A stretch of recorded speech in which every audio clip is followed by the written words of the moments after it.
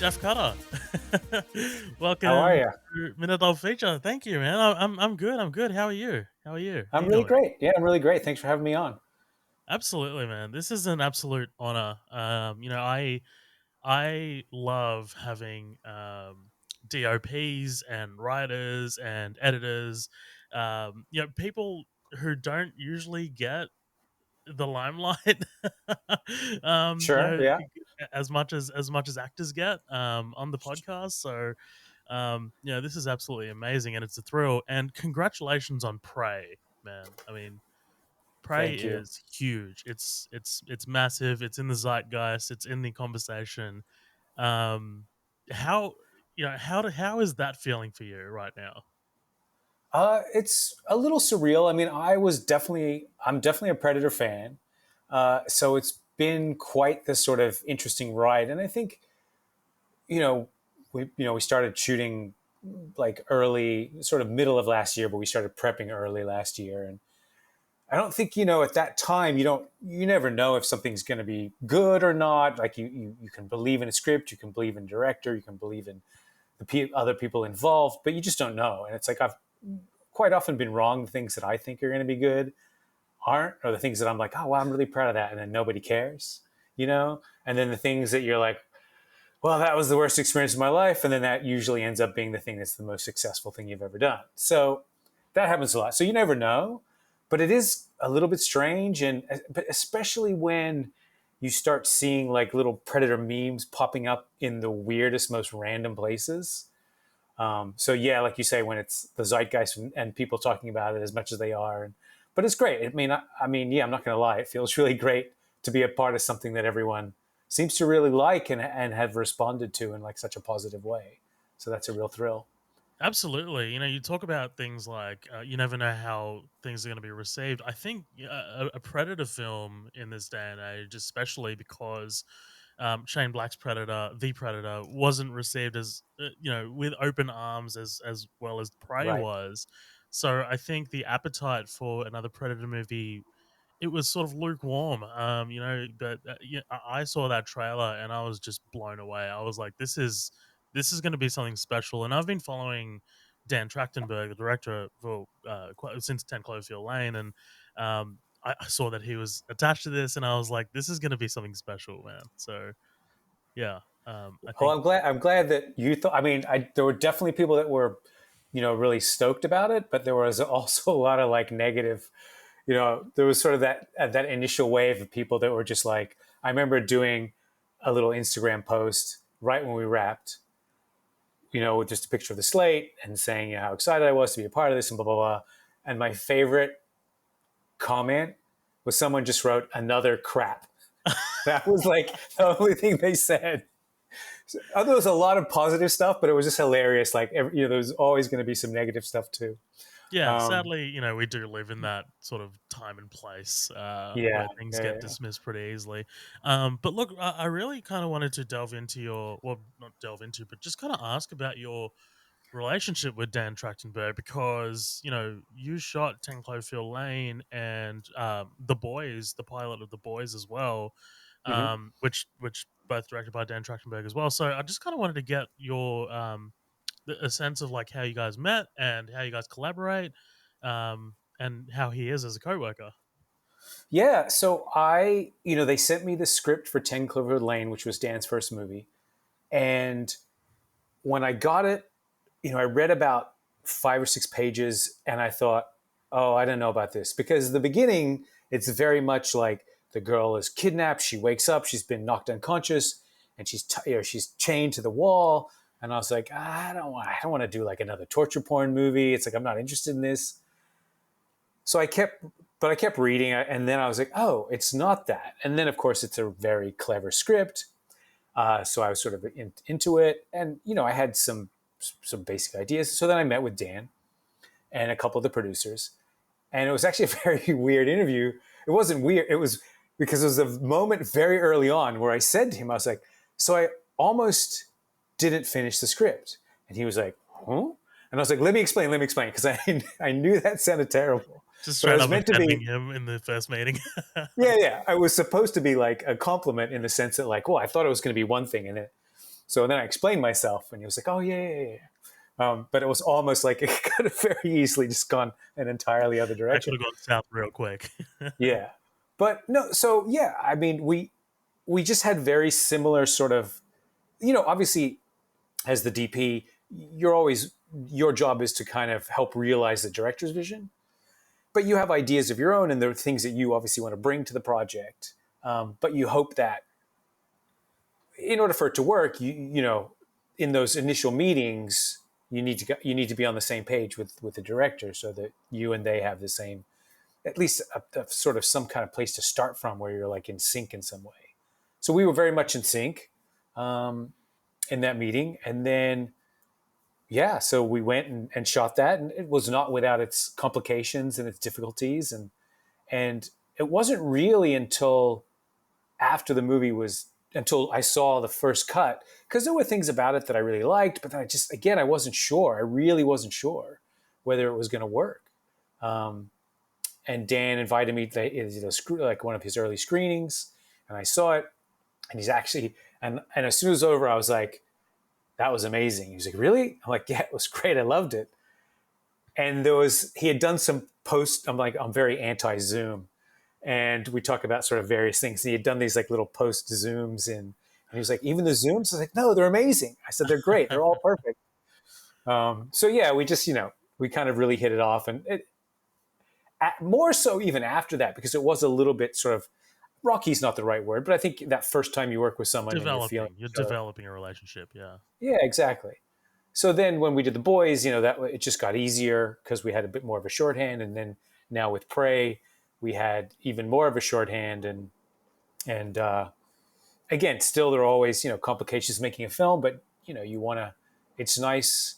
Like I want to be the person that the director feels like I have their back, and that's the sort of almost the most important thing, and that I'm trying to help them make a good movie versus a beautiful movie.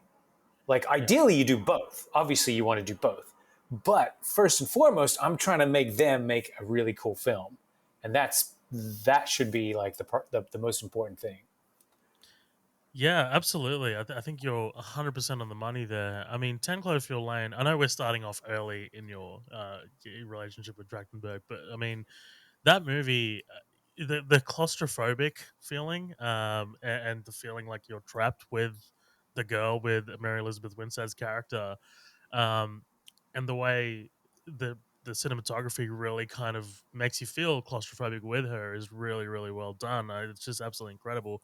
I remember seeing that movie in theaters, and I remember telling all of my friends about it because it does have Cloverfield in the title, and they were expecting a big monster movie, and I was like, this is not that. Like this plays with your expectations, and it's a kidnapping film, and it's all about grief and conspiracy, and it's just it's fantastic. I hate asking what was it like working with Thing, but man, I gotta ask John Goodman.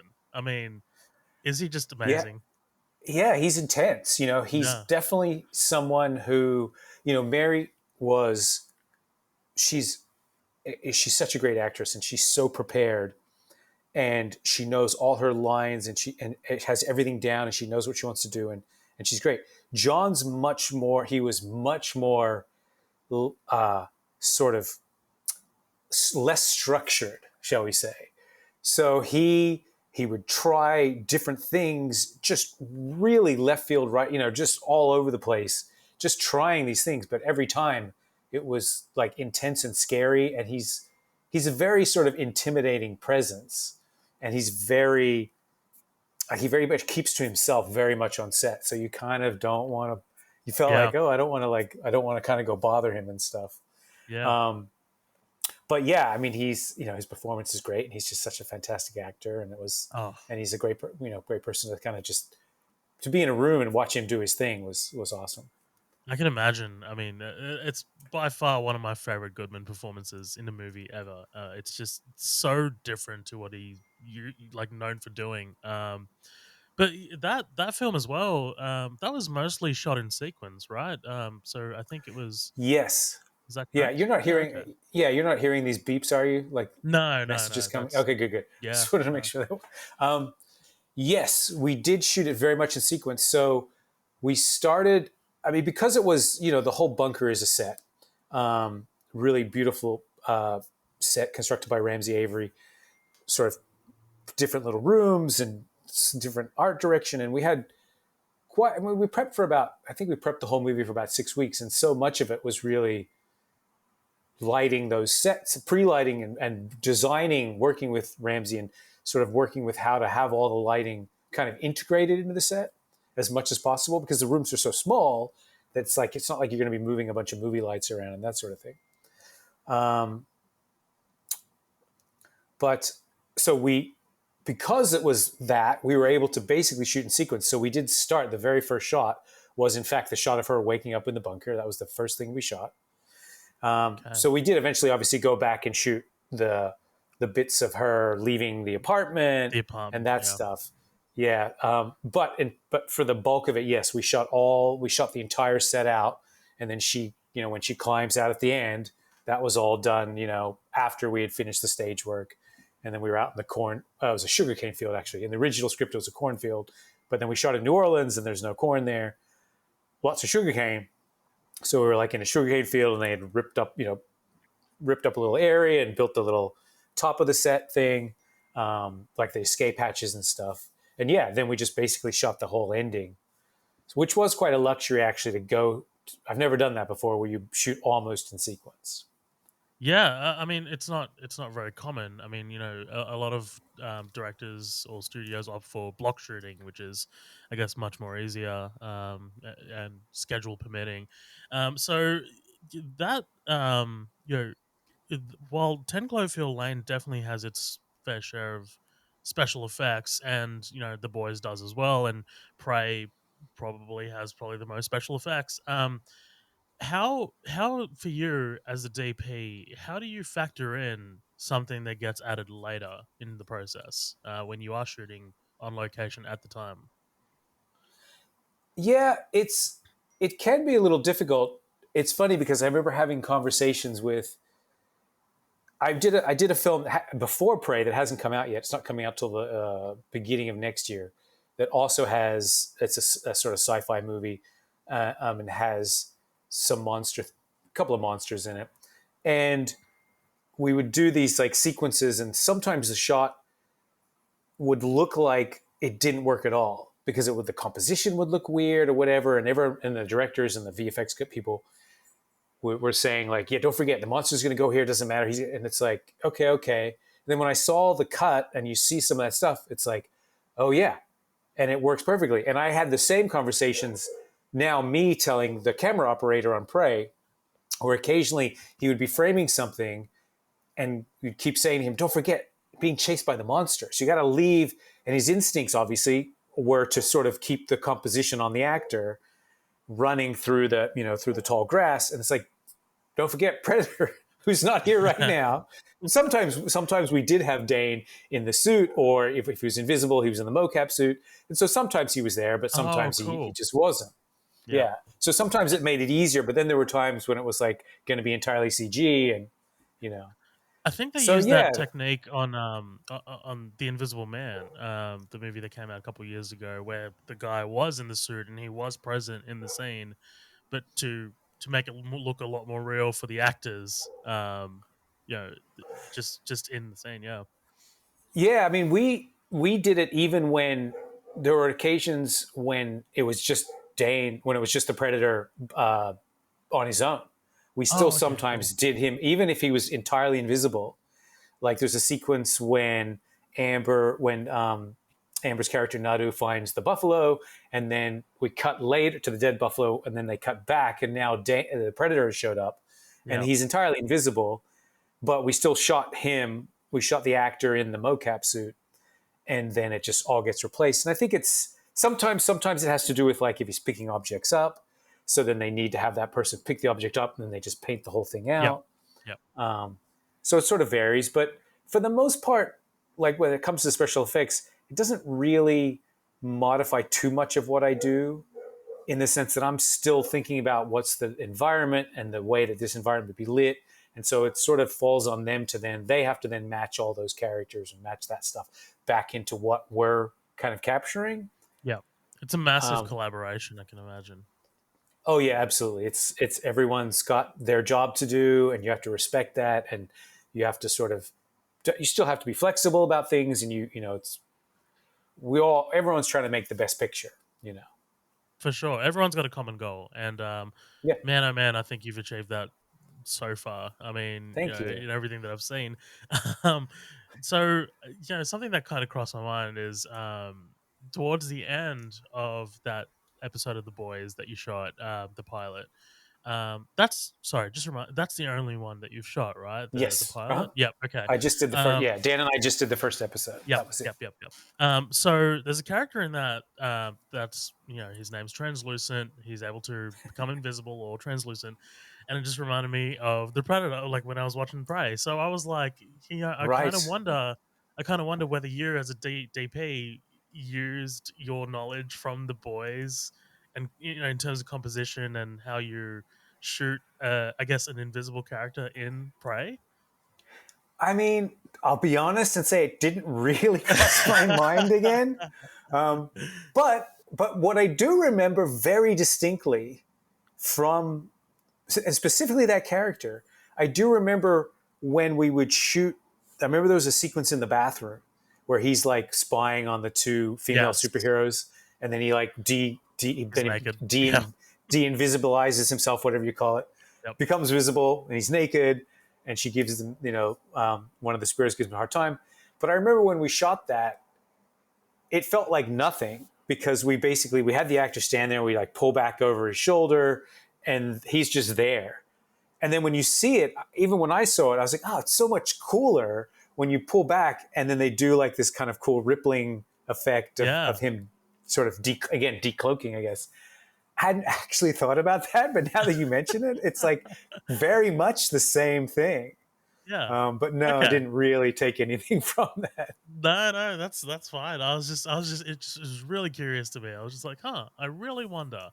Um, you know, that episode of The Boy. Oh, by the way, I freaking love The Boys. I mean, I don't It's know crazy, anyone. crazy. It's are you up to date on the I'm show? not. Oh, I faded away in the second season, yeah, yeah. and just haven't picked it back up Been yet. busy. Yeah, Yeah, but I do. Yeah, it's great. it's all kinds of crazy. I mean, I Eric know. Yeah, Ripley is just he's a genius. But yeah, what I kind of mad want to know. genius. Dude, totally, totally. What I kind of want to ask you is, we had Colin Watkinson on. He was the DP for The Handmaid's Tale. He Yes. did the Yeah. pilot. He came back, did a few more episodes. But for you directing that first, oh sorry, DPing that first episode, Mhm. um, like how does that work in terms of you establishing the look of that show? Are you talking to succeeding DPs to kind of like emulate that style or A little bit. Yeah. I mean, it's funny because I did a TV show. I did the second block of a limited Amazon series recently. It's not out yet, but I did the sort of last four episodes in another DP.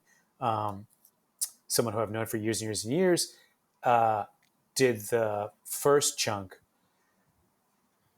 So I've done sort of both sides of it. But really, when I so I've established, yes, we established the look and the lenses we chose and the camera system and the LUTs and certain things like that. yep. But nobody really, no two DPs do the same thing the same way. Like even if they tried, it's just like you have your own personal taste, or even if it's not taste, it's just you have a certain way of working. So really, I think, and I did discuss with Evans, who came in after me on The Boys, and we talked a little bit. We had questions, but then he's gonna take. I've just sort of planted the seed, and now he has to water it, and he's got to like prune it, and then he's gonna run with it for a whole season. And I think the continuity, what I sort of experienced on when I came in on doing the second block of the show, was that the continuity of the look, really so much of it comes from the actors and the wardrobe and the locations, and all that stuff becomes like the unifying, Yeah. the sort of the continuity. I mean, it is weird, right? It's weird when, especially like I wouldn't want to do, which is the boys structure, where it's like one DP does 1, 3, 5, 7, and the other guy Yes. or girl is doing 2, 4, 6, 8, Yeah. and they're doing it with like 8 different directors or 6 different directors, and you think, how the hell is this going to like Oh, somehow be cohesive? And it always is, you know. I think Better Call Saul did that as well, which just recently it ended. But yeah, like they kind of like alternate DPs, but it looks absolutely seamless. They Yeah, do such a great job, both the boys and Better Call Saul and so many other shows out there. They do such a great job of making it feel like a unified experience. yeah, It's crazy. Um, so let's talk about Prey a bit more because I sure. mean, like I said, it's out there, and what we do here on this podcast is we choose a movie and we sort of cover it pretty much scene by scene. Like we just kind of go through and we're not critics or anything like that, so we're not Hmm. critically breaking it down. But we kind of like what works for us works for us. We talk about it. What doesn't work for us, we don't talk about or whatever. Sure. And we've last week we covered Prey because it's available on Hulu, Disney Plus here in Australia. And we've covered 10 Cloverfield Lane a couple of years ago, but with Prey, this how do you feel about it going to Hulu? I mean, it is a because I would have killed to watch it at the movies. I mean, I really would have loved that opportunity, and Yeah, yeah, yeah, yes. I mean, I really, really wish it was in theaters. And there's been so much positive feedback, and so many people in text messages or comments on posts. And, you know, the thing I keep hearing, the thing that people keep saying to me is like, oh, I really would have loved to have seen it in the theater. Unfortunately, because of the Disney Fox merger, it yes, was just always slated, like it was always from the get go going to be a I Hulu, a remember that. streaming, Yeah, yeah. So it was a bit of a, it's definitely like a bummer, but all you can do is like still go make the best movie that you can, and you still want to be a part of the best movie. And Dan and I don't. It's like we certainly weren't thinking of it like, oh, this is a streaming movie. We just were like, let's just make a kick-ass Predator movie. What's the best thing we can do? And obviously Dan's part of all that, and with all the the script and storytelling and all that stuff, I'm just sort of there to help kind of facilitate his vision. Um, but yeah, we don't think about it like, well, this is going to be. I guess the only thing is like every now and then you do, you'd have these moments, and it'd be like we'd make jokes about like, well, this will probably look okay on someone's phone. We'd make that joke every now and then, which uh, is like depressing. I have a Um, Tenet poster right behind me. Christopher Nolan would be, he'd be dying. yeah, yeah. Well, he doesn't allow it, Right, and he's got exactly, some exactly. crazy new deal wherever he is. Universal, That's yeah, like, yeah, and it's just yeah. like, nope, you don't get to do that. Theatrical only. Yeah, so it is a bummer. But, you know, I'd much rather, by the way, though, I'd much rather have made a movie that everyone seems to be, really excited by that streams than a theatrical movie that no one gives a shit about. And it's like, okay, great. I think that's the trade off. Yeah. Like everyone I know has seen this movie. And you kind of wonder whether if it was dropped in cinemas, in the theater, whether it would have got this much traction and social media coverage and all of that. So, Yeah, it yeah, might not have. Might not have. Yeah. yeah, it was an Although, interesting strategy for sure. Yeah. yeah. The one thing I will say that's been quite positive, and I didn't actually think about this, but somebody mentioned it to me last week, was they said it was sort of one of the first movies they can remember, or that it comes to mind, that where the media and press, like reviews, reviewed it as if it was a traditional theatrical release. It wasn't Oh, sort of the way that most streaming movies, I that's think, get interesting. Yeah. coverage. Yeah, like it really was covered and reviewed and stuff as if it was like, this is a proper movie, not just a, in quotes, streaming movie. Right. Yeah. Well, I kind of, I'm not going to say the movie, but I was listening to a review of a movie that came out on Netflix very recently, and people are like, the reviewer said, "Oh, this is just another one of those streaming movies," and it was just like, Right. you can immediately tell what's a streaming movie and what was made for streaming, but then you watch something like Prey, which is incredibly well shot, incredibly well acted. Like the score is incredible. Amazing. So Amazing. well Yeah. directed. Yeah. I think Everything about it. if Emma Mid Thunder doesn't get massive roles in the future from this, then I don't know what's happening. But you Yeah. can immediately tell the difference between your standard streamer. Streaming movie versus something like Prey, which has kind of like a lot of love put into it. I think, so props to you, props to you guys. Yeah, and I guess it's. I mean, I guess also it does help the, the pedigree, the heritage, so to speak, of like the franchise. So I Yes, think that brings a lot of attention, and in some ways, while there was while there was concern is maybe not the right word, but there is like fanboy concern about whether of this is going to course. deliver. But I guess that ramps up the expectations, or amps up the kind of, so that now more eyes are going to go see it and more people are going to pay attention to it. Yeah, Um, definitely. yeah, Definitely. This movie definitely had and I don't want to go into it, but the fanboy culture, unfortunately, that there's a female leading the cast and things like that. So, yeah, yeah. that's been discussed elsewhere. I tried to leave that out of this, but what I did want to talk about is shooting in Calgary. This is, correct me if I'm wrong, but is this the most rugged terrain you've shot in before? I mean, like another movie, or For me, oh yeah, definitely, definitely, because yes, I read a absolutely. review. Sorry, I read an interview from you that you had bear wranglers on set. There were bear wranglers, yes. I mean, we weren't ever in any immediate danger. We Sure. definitely saw bears. They never really came to the set or anything like that, but there were for sure. We had the little bear speech every morning, and there was like one or two people that had their little bear pepper spray, and there was all the things like, if you see a bear, don't run. Which I don't know, man. If I saw a bear, I'd be like, boop. I'd be Yeah. just straight at it. I was like, it's Get me like, out of here. what do they say? You don't have to be faster than the bear, just faster than the person next to you. So I looked around and I was like, I'm a lot faster than most of these people here. So I figure I'm okay. I'll be dead. Um, I'd be dead. yeah, so it was, the animals weren't too bad, but yes, it was, it was about a 45-minute drive from Calgary into like this First Nations. Most of it, a bunch of it was shot on First Nations land. So it was really sort of really untouched, and like you could shoot 360 for miles and miles, and you wouldn't. There were no buildings, no power lines, nothing. So it was really incredible for that.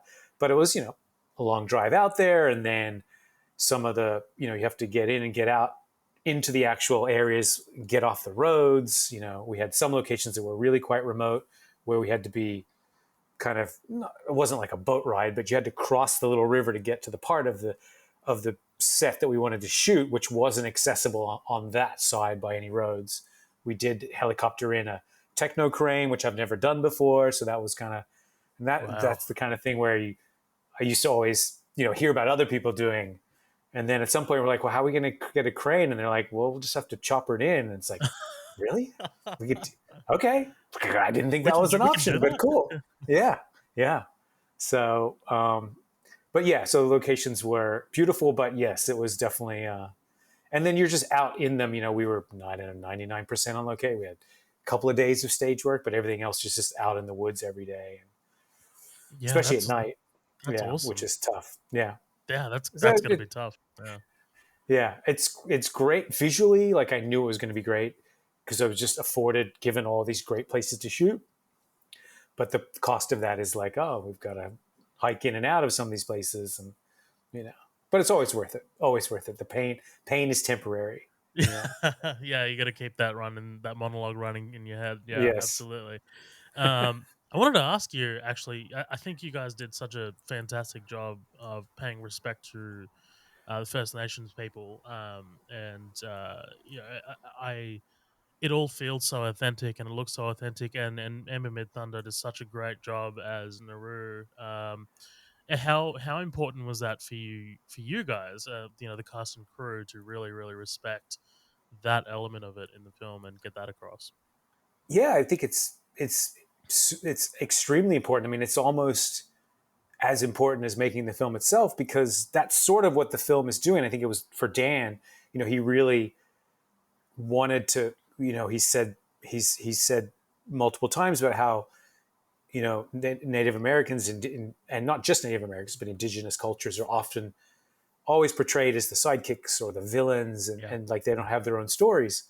And so that's what this film is. It's not just making a Predator movie. It's like, here's a story about the people who were living on this land before everybody else, my ancestors, et cetera, everyone came and took over, unjustly. So it's important to respect that. And I think even from like a photographic standpoint, that was part of my sort of, I wanted things to be very naturalistic because I wanted to sort of respect like the beauty of the place, but also the beauty of like the culture and all that stuff, and not Hollywoodize it or not like make things slick. Which I just sort of naturally, that's my natural instincts is less is more in terms of lighting and that stuff. But it felt very very much the right choice in this case. And we had like this beautiful ceremony where we paid tribute to the elders, and they blessed us. Literally, they were like blessing us to have a great shoot and blessing our vision and all this stuff, and which worked. I'd have to say it was successful. Yeah, that's amazing. I mean, Yeah, I didn't think it went that far, but that's fantastic. I mean, that's yeah, yeah, so yeah. good to hear. I mean, here in Australia, we have our own unfortunate history with First Nations peoples, and there is a big push to have more inclusion with Aboriginal people in film and in culture and arts. Yes, And yeah, I think I think it's a good time to be. It's always been a good time to pay respect to the yeah, original people of the land. So yeah, that's fantastic. I think Prey, honestly, when the trailer showed that this was going to be about First Nations people, and it's not really 100% about the predator. It's not really about it's about this tribe, and it's about fitting into a tribe, fitting into a group, and it's so much more than a predator film, and I think you guys knocked it out of the park. So yeah. That's what Dan. That was what Dan really, really was wanted to make, and he wanted to combine both all these things that he loves, like a Predator film, but also like a film that had with a story that could have an emotional connection and with a heart and soul. And yeah, yeah, awesome. Look, I wanted to ask you about the Wanna. I mean, we all love Wannas. You know, I mean, just just from a technical perspective, Wannas are just so probably tough to pull off. But I think I read something that Dan didn't initially want that as a Wanna. Is that correct? Or well, it's funny because we we were having some discussions recently because my memory is not as good as him, as good as his, and he on all the projects we've done together, he often toys with oneers in certain sequences, and not oneers for the sake of oneer, but he likes them when they're appropriate. And so there's almost always the a story reason to do it. Yeah, absolutely, I think yeah, if there isn't, then you're making the wrong choice. right. I think that's like whatever you're doing with the camera, with lighting, with everything, editing, sound, all those things. If it's not making the film, if it's not helping tell that story, then it's the wrong choice. But yeah, so that particular oneer, and honestly, I had sort of forgotten, but we had Dan had reminded me that we had sort of planned kind of two versions of it. His initial idea, or maybe not his initial idea, but at one point he really was like, I really think this should be a oneer. He kind of wanted to try to figure out how to get it into one piece. But we also uh, like when they were rehearsing it, and he rehearsed it with the stunt and the actors and the stunt coordinator, and they rehearsed it, and then we sort of came in after they had got going, and Dan and we sort of started shooting, even with just like an iPhone, taking certain angles and saying, well, maybe this, or we want to be on this side of the line, or we need to be over here for this. And then we kept trying to push it like, well, okay, how far can we take it? If we sort of shoot this piece, can we keep going? Or like, no, maybe we cut. Okay, this becomes a cut. So he had sort of mapped it out as a cut version as well, where not like jump cutty, but like there'd be a chunk and then you'd Yeah. cut, you'd have another chunk and it would continue. When we started shooting, and I had totally forgot this, but the way Dan remembers it is that we essentially ran out of time because we sort of rehearsed all morning, for half a day, and we kept, and the camera operator George, we kept sort of doing almost what we were doing in the thing where we'd practice the piece, and then it'd be like, well, can we just keep going? And at that certain point, it was like lunch, and we hadn't shot anything, so now we kind of had to like, okay, well, we've got the rest of the day or another few hours, whatever it was. So we just kept massaging it and pushing it and saying, okay, if this piece of action, what if this character spins here so the camera doesn't have to come around? Or what if we see this from the back? Maybe we don't have to see this person's face in this moment. You just sort of make those choices and those decisions until it becomes one thing. But then when it does become one thing, which it is, you have that amazing, like, visceral, especially like, seeing it at the premiere where you get to see it in the theater full of people. And they start cheering, like even halfway through, they're like clapping as she like gets the first guy. Such a And then huge moment for Naru.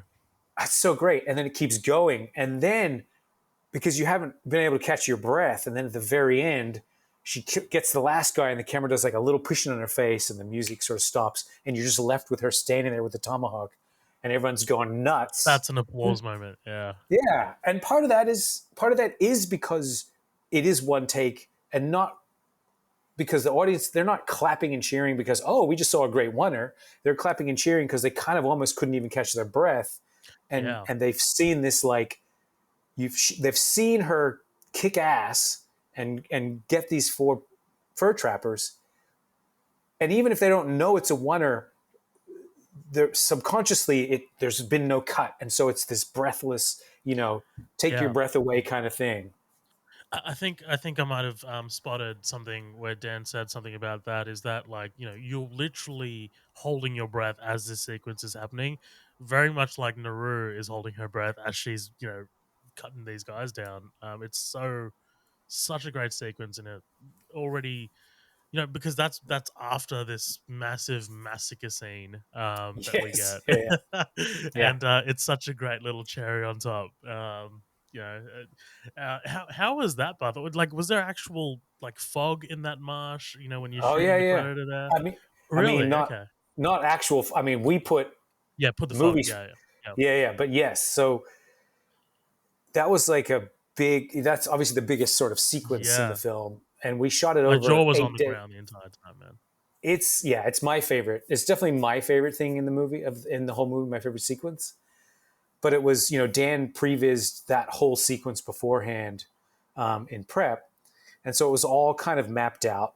But they had done it as like this early morning fog sequence, partly because, yes, it'll look amazing, but also because financially, there are two reasons. Financially, they can't just keep having an invisible predator because it's so expensive. And also, at a certain point, we want to stop seeing invisible predator and we want to see, decloaked predator with all his cool stuff and his armor and skin and all that stuff. But the predator doesn't necessarily look great in broad daylight. So the idea was we'll put him in this like foggy, like early morning thing. But of course, we can't shoot 2 hours in the morning and 2 hours at the end of the day for Right. 6 weeks. We had 8 days from sun up to sundown. Wow. So we just like, and after the first day was rough. It was a bit rough. I mean, it was like at halfway through the first day, Dan was like, "Do we make a mistake? Like, he was like, do Regrets. we?" Yeah, yeah. He was like, "Do we need to stop? Do we need to like go to stage? What?" Because originally we wanted to shoot build this thing on stage, because I've done something similar at a smaller scale, but you can then smoke the whole stage up. You just have gray cyc. You put you get the trees, the silhouette. You control it all, and it's great. But that just seemed that was too cost prohibitive to be on the stage for some reason. I'm not really sure, but it just was to get. It was very expensive. It's gonna sound crazy, but like, this is not a joke. The first art department bid that came in, and I don't know, maybe someone will correct me, but I thought it was like $3 million just to get all the dirt in. Oh Not even wow. the trees, but like to get all the dirt, because they didn't have. It was like we had to fill this whole arena, blah blah blah. So it just became too expensive. So we had to do it outside. So first day we were smoking up. We had these giant smoke machines, and we just got better and better. Like the ads, everyone got better about the wind and where to put these big smoke machines that were on the back of like pickup trucks, and we just move them around. I did have like a what we call fly swatter, which is like a little sunshade, but it was small, so it doesn't really cover much. I used it sometimes, but for the most part, it was just like bring in the smoke, and we would literally blot out the sun. So you can see, sometimes you can kind of see the sun coming through, and sometimes you can't. But for the most part, we were able. And then they did some VFX fixes. But yeah, it was like a massive undertaking from the special effects department Oh to man. just create in this set where they had not planted, but had erected all these burnt out trees, and then just smoked the hell out of it. It was brilliant, man. Such a brilliantly executed scene. Because I mean, talk about a scene where you really need to show what the predator is capable of. And this predator is not to be trifled with. Right. In that um, scene, yeah, in that scene, you're definitely like, okay, this is the thing where when he takes out 20 dudes or 30 dudes, whatever, right. and it's like, and it's kind of fun because you actually hate the fur trappers even more than the predator, you Sure, know? sure. I mean, like, they're kind of like Nazis, right? I mean, it's fine. It's fine if they die. Yes. It's okay. It's completely Yep. fine. Totally. Um, yeah. Look, I think getting off Prey. I think Prey is one of the best films I've seen all year. It's. Awesome. I mean, like I said, I was expecting something pretty great from Dan because I just I have so much trust in him over from the boys and 10 Cloverfield Lane, and it came out and it just blew my socks off. And um, yeah, it was just absolutely fantastic. You guys did just such a great job. When I mean, are you going to be working with Dan again in the future, or I um, hope so. yeah? Do you I guys sure have hope something so. cooking? No, I mean he's got ideas, things that I can't talk about. Of course, yeah. But he's definitely he's got a lot of things. He already had a bunch of things sort of in the works that were ideas of his, but I know now he's probably like the hottest thing in Hollywood right now, and Mm, I'm sure he's taking all kinds of meetings, um, and so yeah. But he's very particular, I think, and really he really he wants to thread the needle of that thing where it's like he can make something that's exciting for an audience, but that is also something that will move people, and yeah. that is he can and that he can really author and like create like a film that he can be proud of, and not just jump on something that, even if it's something that could potentially be successful, if he doesn't feel like he can craft something, and then he's not interested. And I think one strength of Dan's is that he's really able to play with an audience's expectations. I mean, you come into a movie called Cloverfield, and you get 10 Cloverfield Lane, and you're just not expecting it. You come into Prey, which by then you've sat down, you know that it's a Predator movie, but you're completely blown away because it just completely, I guess, played with your expectations of what it is. So I think that's just a strength of Dan's that I'd really like to. I mean, I think he's really keen to flex more. Just from I don't know, I don't know him at all, but I'm just taking a guess. So yeah, that's Yes, he does. He definitely does, and he's a huge fan of movies. oh Like he yeah, but he loves so many movies. So many times he and I are talking about movies, and he'll be like, we'll talk about something. He's like, "Oh, I saw it was great," and I was like, it's terrible. I hated that." And he's like, "What? Why?" He even movies that he just has such a large range of things, films that he loves, the kinds of movies, but also even films that aren't great, he'll always find things that he loves about them. And I think it's as a so he's such a fan of that he kind of can really, when he's, whether it's developing or breaking down a script, or I guess even I'm not part of any of that, but just even seeing him on set where he puts his fan hat on, every now and then, and is like, oh, but I want the audience to, I want them to have this reaction, I want them to feel this, or I want it to be like, this is the thing where I want them to be surprised by this, or whatever it is. I think he really thinks about like the viewer's experience. Yeah, it's so fantastic that he thinks about it like that in terms of like eliciting some kind of emotion or feeling from an audience member instead of just being lip service or something like that, which I guess in a Predator film or a Cloverfield film you can really fall into a trap of doing. And he doesn't really, he manages to avoid that in the best ways. One of our final questions. There is a sequel to a movie that you shot quite a while ago coming out. Yeah, yes, yes, yes. Orphan First Kill is coming out soon, and it's, I think it's out here this week in Australia. And you shot Orphan for Wame Colette Serra, and Mhm. you're kind of. It's funny that that was his first film, and you shot Dan's first film too. So you're kind of like, uh, you're the go-to It for was, yeah. debuts. That wasn't Jama's first film. He Okay, did okay, do, okay. yeah, he did at least, I know he did House of Wax before that, and I Oh, feel that like he was his did a, first film. yeah, Yes, I we talked think about that, House of yeah. Wax, yeah, I think House of Wax maybe, but that Yeah, was that my was shot second. That here on was the only Gold my. Coast. Oh, is that right? Mm. I didn't know that. There was a Yeah, big fire that happened, unfortunately, and it caused a yes, massive that's court right. case. Yeah, yeah, that was unfortunate. Yes. Yeah, yeah, Yeah. yeah, yeah. That's right. Now I remember hearing those stories. Yeah, yeah, yeah. Is that where you are? Are you on the Gold Coast? No, where are N you? No, no, I'm in Sydney. So the Gold Coast is, No, no, north. I know exactly, because we haven't discussed this, but I grew up in Sydney. Whoa! What? Where? I was I was born in Los Angeles.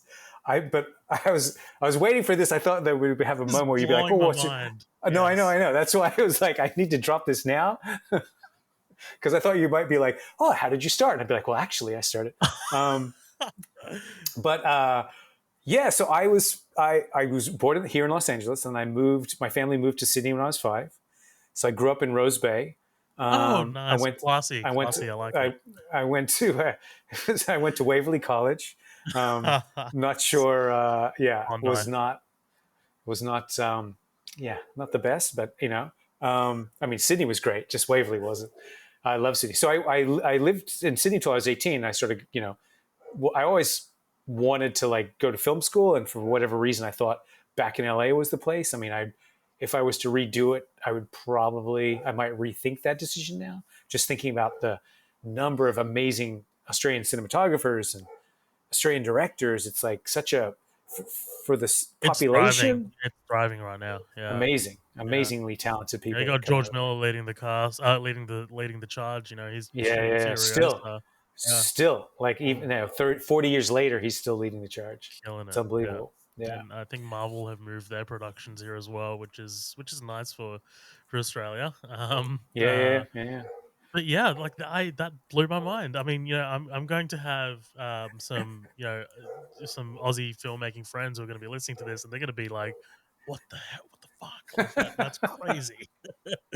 um, that's awesome.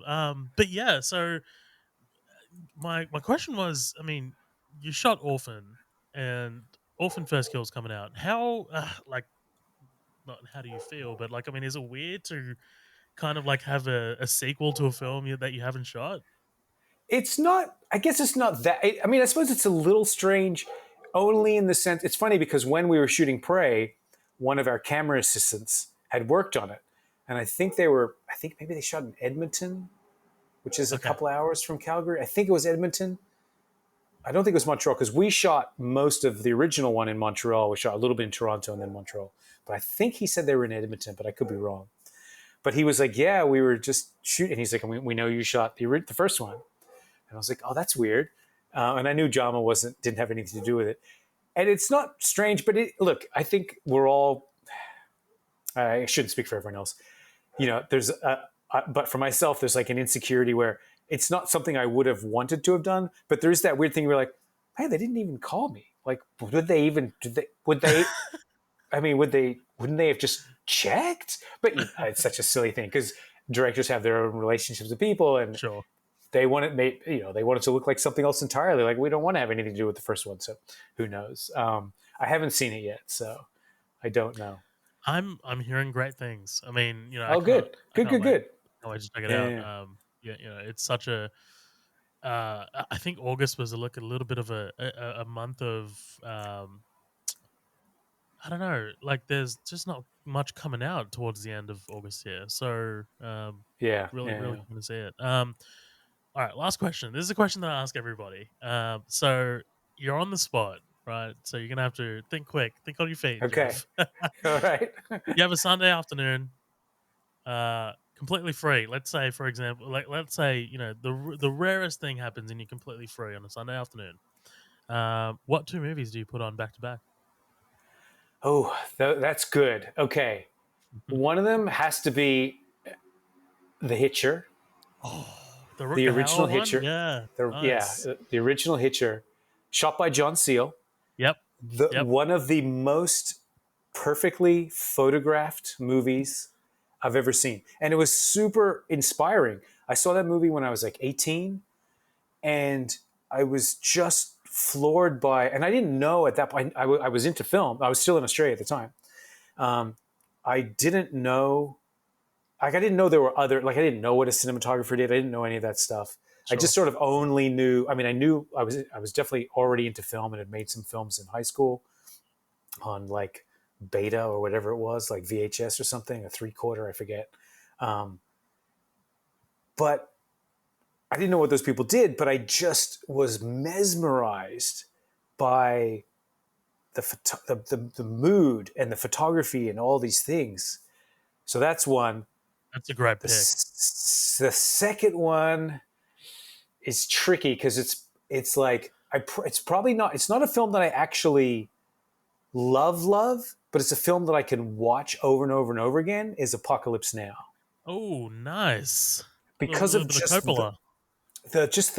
it's like one of those films. It's like they don't, well, other than actually oddly like the recent Top Gun, and there's no connection other than they don't make films like Apocalypse Now anymore where it's real. It's Yep. 11 or a dozen actual helicopters flying in formation and coming in, and there are those night scenes where the boats on the river and they're attacking the bridge and the lights and these towers.